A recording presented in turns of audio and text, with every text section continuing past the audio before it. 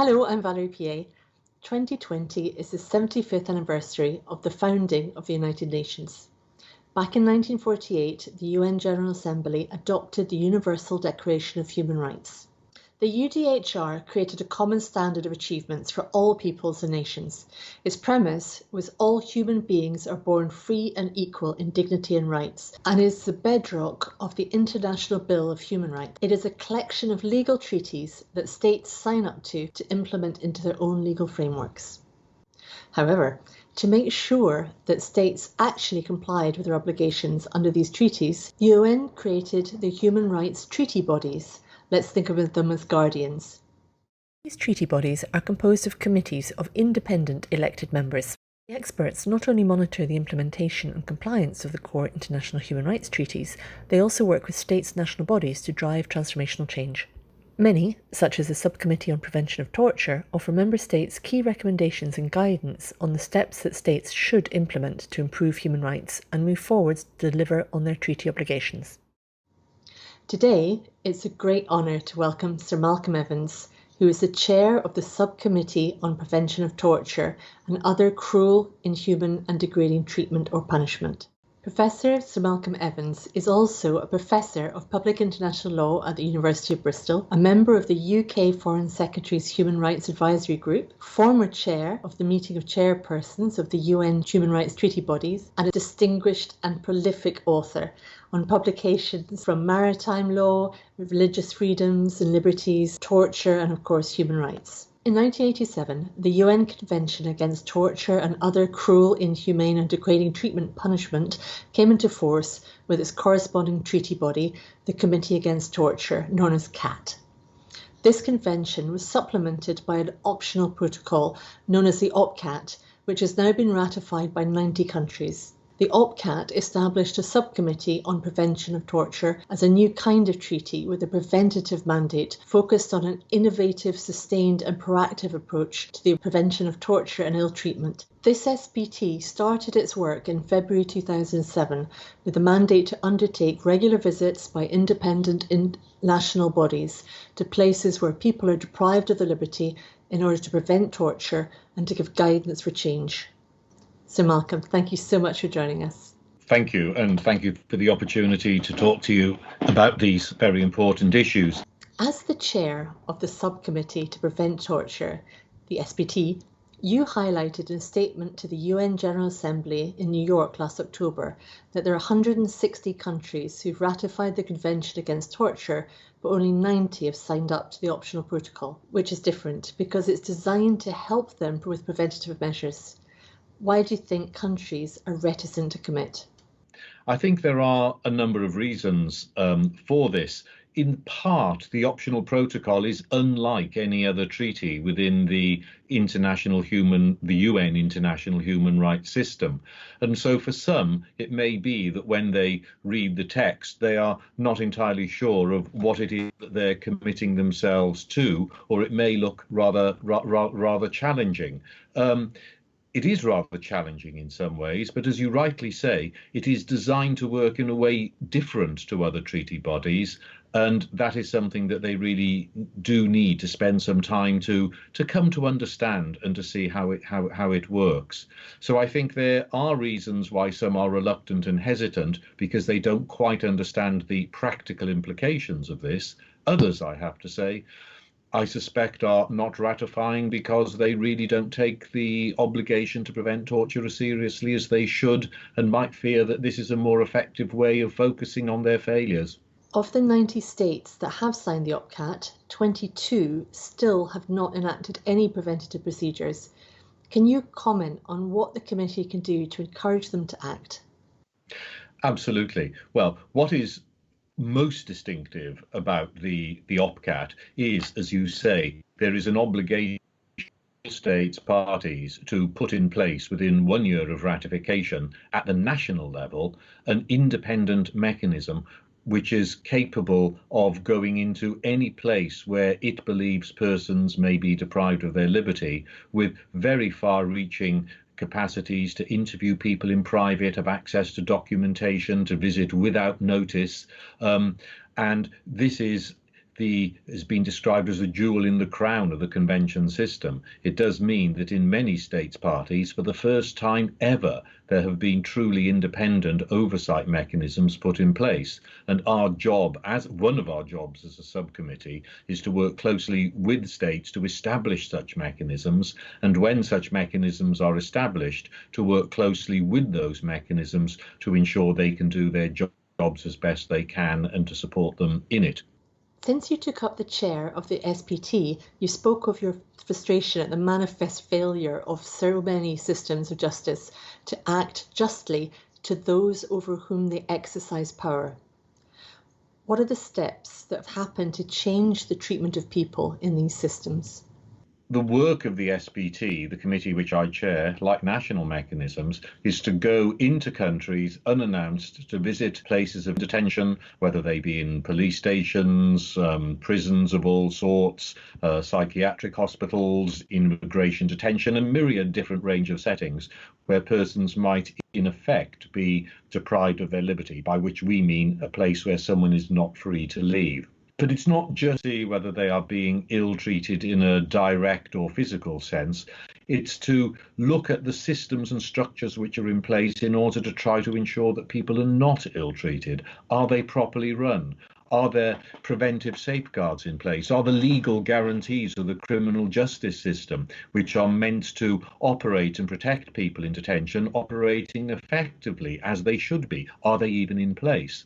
And what is the lived reality of these places of detention for the persons who are in there?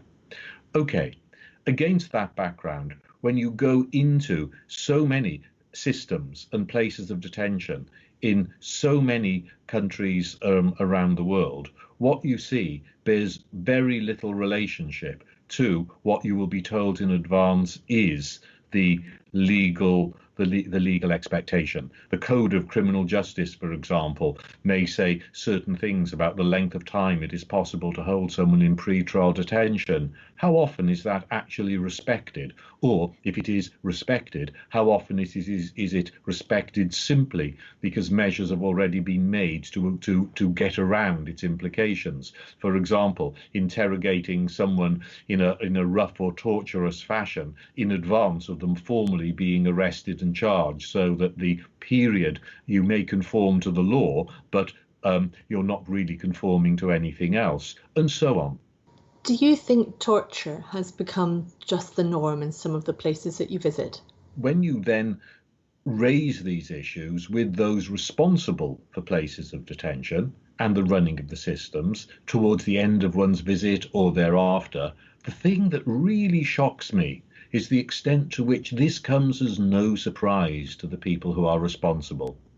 They may try often to explain it away, to say that, oh, we don't understand the situation, we don't understand the problems, or we may only have seen it on a bad day, etc., etc. Well, all that may be true, I don't know. What it doesn't answer is there is no surprise. These things rarely come as a shock to those responsible. In other words, they knew. They knew that there were these problems. They knew things weren't functioning as they ought. They may not necessarily know the detail or the extent, but when the state is exercising that most fundamental power over the person to deprive them of their liberty, to put them in confinement for whatever reason, then to knowingly be cavalier about the extent to which it is done in a humane fashion, or even being cavalier about the extent to which it is being done in accordance with their own laws, is deeply shocking and deeply troubling. Why do you think this is? And do you think the UN General Assembly needed to hear your warning call at some states' lack of action?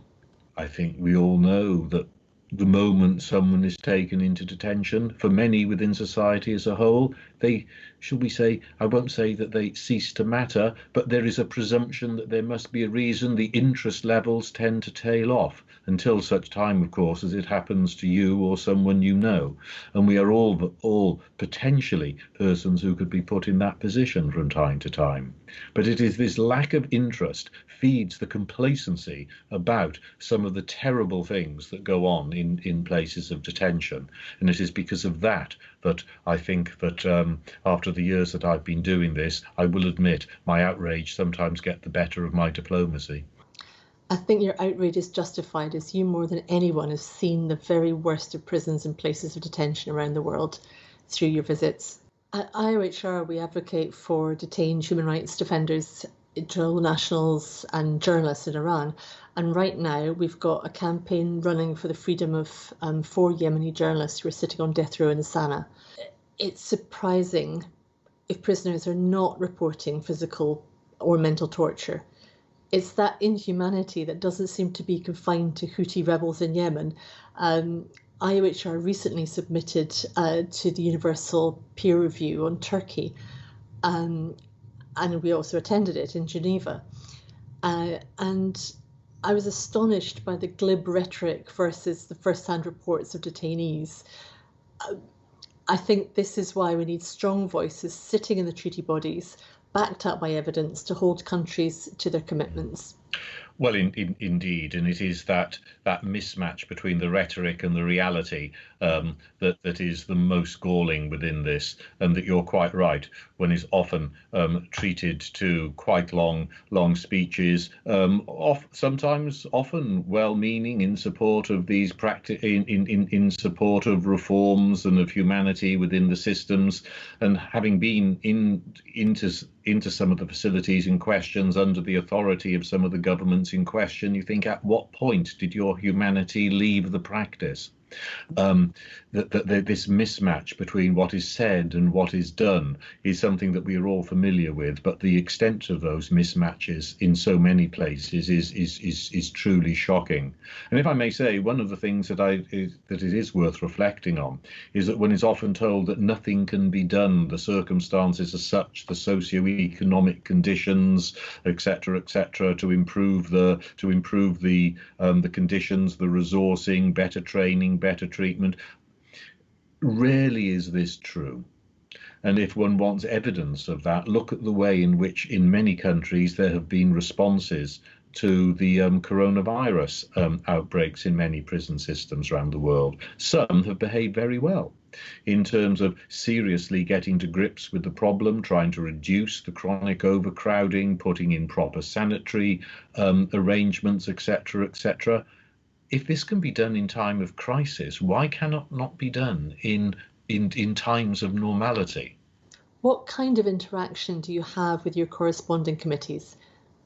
Well, as much as we possibly can. There are limits to what can be done. One of the frustrations within the system as a whole is that there is so little resource within the United Nations devoted to the human rights mechanisms.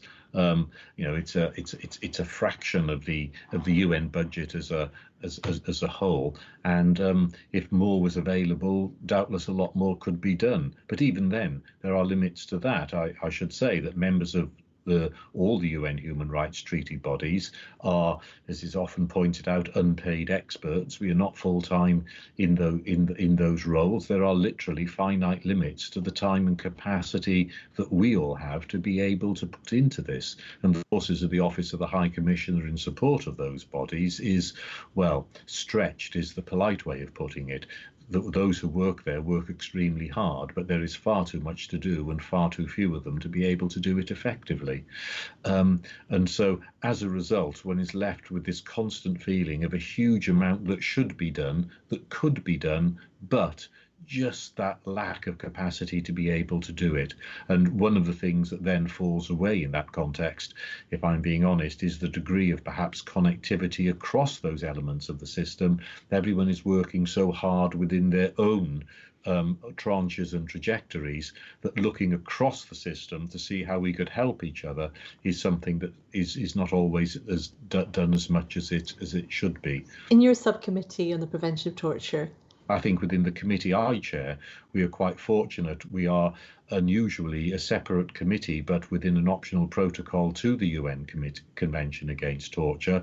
Over the years, we have developed very positive and helpful connections with the Committee Against Torture, and so are able to exchange as much information as is possible for us to do so with them. And we learn hugely from the reporting of countries that we work in within the UN system and the publication of their reports, of their concluding observations, etc. The SPT suffered a 25% cut in budgets, unlike other treaty bodies. Why do you think that was, and what was the impact on your work? Last year, there were enormous pressures on the UN budget as a whole, and it was decided that there would be restrictions put on the amount of funds available to support I think it was the travel of experts. Now, in reality, that means the ability to bring them to Geneva for the sessions of the treaty bodies, because that is what we're really talking about here, the ability to bring them to their meetings and service those meetings. And so there was a proposal that all the treaty bodies work would be suspended for the second half of many of them during the second portion of last year. After many representations, that was reversed, and resources were found to allow the sessions in Geneva to take place. But one of the odd glitches in the result, because most of the treaty body work takes place in sessions in Geneva, people thought that had solved the problem. As far as we were concerned, it didn't, because much of our work as a committee takes place in our field visits to countries, and we had certainly visits at the end of last year which were then had to be cancelled because there was no funding to support the travel of members to the countries in order to undertake our visits to places of detention. Naturally, we try to keep up our work with national preventive mechanisms online and in other ways, but the fundamental ability of us as a committee to go to countries, visiting places of detention and engaging in direct dialogue with states was curtailed for the latter portion of the year, and in reality into the beginning of the year after, because of the nature of the budgetary and administrative arrangements which flow from that. And then I'm afraid to say that the moment we thought those problems were behind us, of course, the coronavirus has come into play, and naturally all our international workers had to, our own international visiting has had to be put on hold as that. And so as regards the visiting element of our mandate, we have found ourselves in a very difficult position over the past few months, partly driven by budgetary issues and now by these more general issues affecting everyone. What it has forced us to do then, and we are currently doing this, is rethinking the way in which we do our work in order to remain as efficient and effective as we can in these very changed times. So what happened next? Under the formulas agreed under Resolution 68268, the committee of which I am chair became eligible to have further plenary time to undertake our work, given the exponential growth in states parties between 2014 and 2 years ago. This was all agreed through in accordance with the agreed system set out in that resolution, and yet when it goes to the Fifth Committee of the UN, the Budgetary and Finance Committee, some of the very same states who accepted the need for this in the Third Committee are opposing the allocation of the budgetary resources to actually pay for it.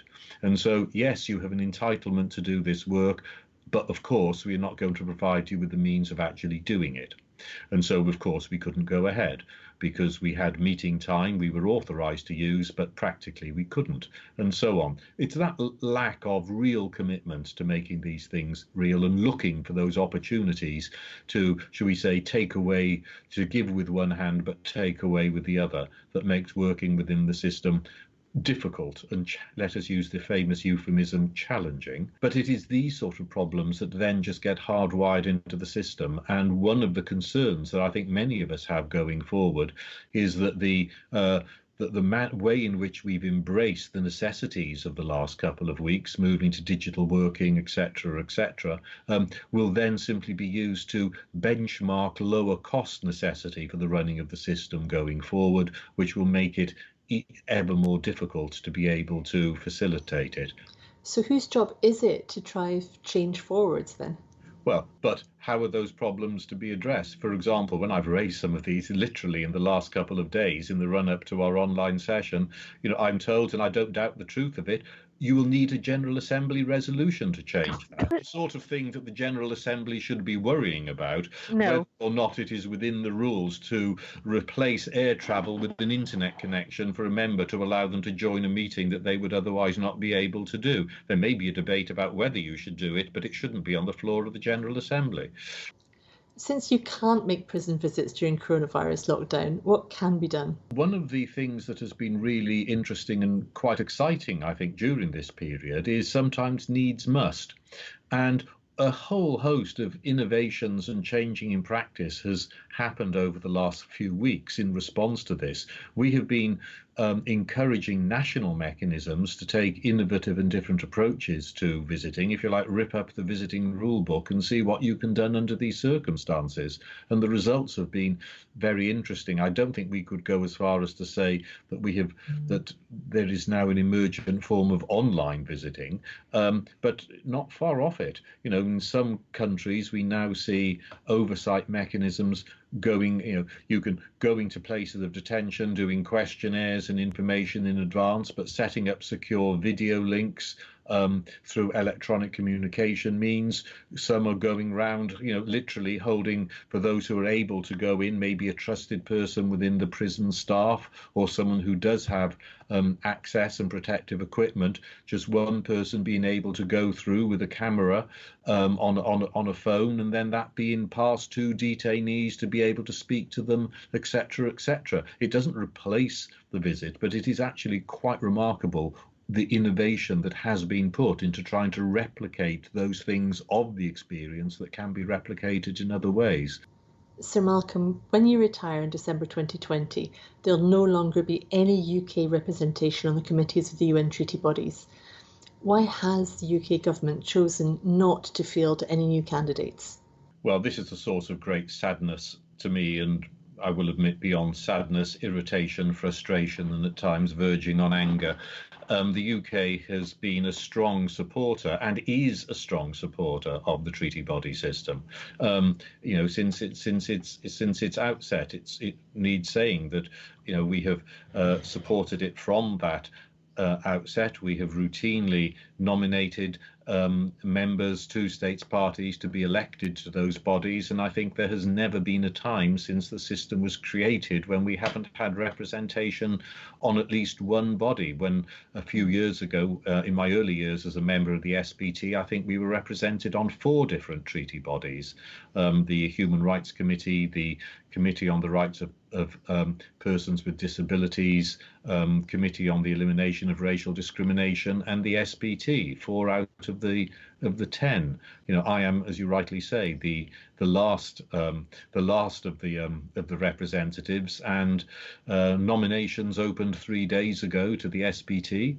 The elections will take place on the 22nd of October. There will be no UK candidate at that point.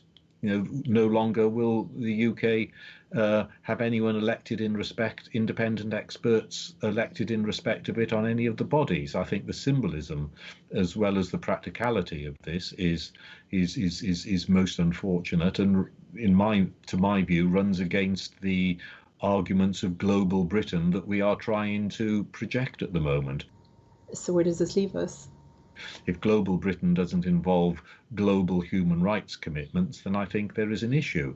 As I say, I understand and accept that the deep commitment to the human rights endeavour that exists within the UK, within the government, and within policy circles. I think that remains important. But what it doesn't seem to be being matched at the moment is by the ability to put the effort into those processes to secure ongoing participation. So what's gone wrong? these elections, wrongly in my view, have become much more heavily politicised than was the case some years ago. Inevitably, even when one is electing independent experts in multilateral fora, there will be a degree of shall we say, politics at play. 'Twas ever thus and always will be. But what has changed over the last few years is the extent of that politicisation of the process means that should we say, the focus on the shall we say, on who would be the best experts both to nominate and to elect to the committee is increasingly taking, or seems to increasingly be taking, second string to other considerations. And that is, of course, damaging at all sorts of levels. All the more reason for the UK to be putting up credible candidates, of which we have so many in this country, and help to see them elected to carry on their role as independent, critical voices within the system. After 10 years on the SPT committee, you have a body of knowledge and experience on torture prevention second to none. How is this knowledge preserved for future committees to use? The expertise that one builds up is expertise that is built up over quite a long period of time. For the reasons that I gave a little earlier, there's not a lot of resource in the system. Members take quite a bit of time to be able to, meet, learn and understand the nuance of working through the international system to do what they do, no matter what their degrees of expertise that they bring from other systems with them. The UN is quite a unique animal to be working within. But then more generally, as regards knowledge of the system as a whole, I think it is an issue for that system about how you retain that knowledge. I am afraid to say that a lot of knowledge is swiftly lost within these systems. There is very little by way of retention of institutional memory. But if you take this last year, where for the reasons that I gave, both with budgetary cuts and coronavirus, it does mean that nearly about a third of our members possibly have never yet undertaken a visit. So what will be your legacy and what do you want to do next?